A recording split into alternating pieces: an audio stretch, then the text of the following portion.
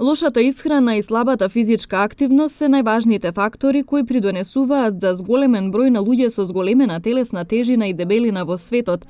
Ситуацијата во нашата држава сугерира дека тие проблеми се повеќе се присутни и кај популацијата во земјава.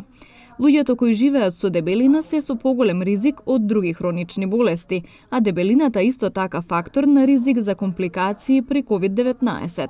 Први ризик фактор дебелината ни е кај хипертензија, односно покачениот крвен притисок, кај диабетесот, исто така тоа е шеќерната болест, кај сите кардиоваскуларни болести од типот на зголемен холестерол, заедно оди тоа, до сите атеросклеротични промени на крвните садови. А како што знаете, сите промени одат со сите кардиоваскуларни болести.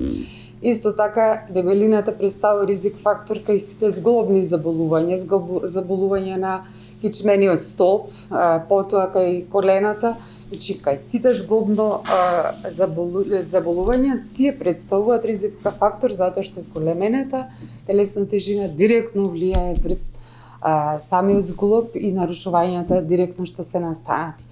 Исто така тоа е во корелација и со возраста, кај повозрастните е поголем проблем, но не се исклучуваат и кај децата, затоа што во последно време голем проблем представува обезитет кај деца, па исто така и корелирани болести со соодветните работи. Исто така херниите, потоа болестите што се асоцирани со камчињата, што може исто така да доведат компликации, проширените вени, не ги спомнавме на долните екстремитети. Многу често слушате во последно време актуелен е се уште ковидот. Директно смртноста од ковид зависи со тоа дали пациентот е во некаква обезитна состојба. Во насока на превенција, лекарите со апел граѓаните да конзумираат здрава храна и да имаат повеќе физичка активност. Во смисол да се бира точно одредена храна. Тоа значи да се користат повеќе зеленчук, овошје, да не се користат висококалорични, брзи храни, пржената храна исто така многу смета. Треба да се размислува која храна се јаде, а гледните хидрати представуваат просто резерви во организмот. Тоа се јаде кога стварно ни треба некоја брза енергија, додека да се размислува која храна да се јаде почесто, да се јаде здраво, да се јаде повеќе оброци дневно, да се користат напитоци од типот на вода, чајви, супи, некои такви течни храни, да се избегнуваат газираните пијалоци. Би посочила дека алкохолот има доста голема калориска вредност, па треба да се избегнува исто така. И многу важен фактор, би го посочила, движењето.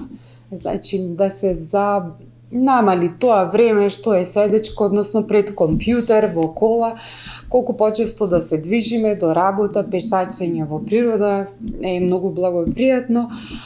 Најмалку кардиолозите посебно препорачуваат 30 минута дневно да имате физичка активност, но на релаксирана физичка активност, затоа што стресната ситуација пак од друга страна представува уште еден ризик фактор за гојазноста. Може би тука би спомнала и генетскиот фактор, голема улога игра, да знаете, во тоа дали некој ќе биде обезитет, ама тоа не значи дека треба да одиме по гените, туку сите овие навики што ги подспомнав, исто така и социоекономскиот фактор игра голема улога за да изберете одредена храна, но сепак ако се размислува, точно се знае што може повеќе да се користи во храната, се надевам дека многу лесно може овој дел да се регулира. На Светскиот ден на дебелината, 4 март, Институтот за јавно здравје објави дека 800 милиони луѓе ширум светот живеат со дебелина.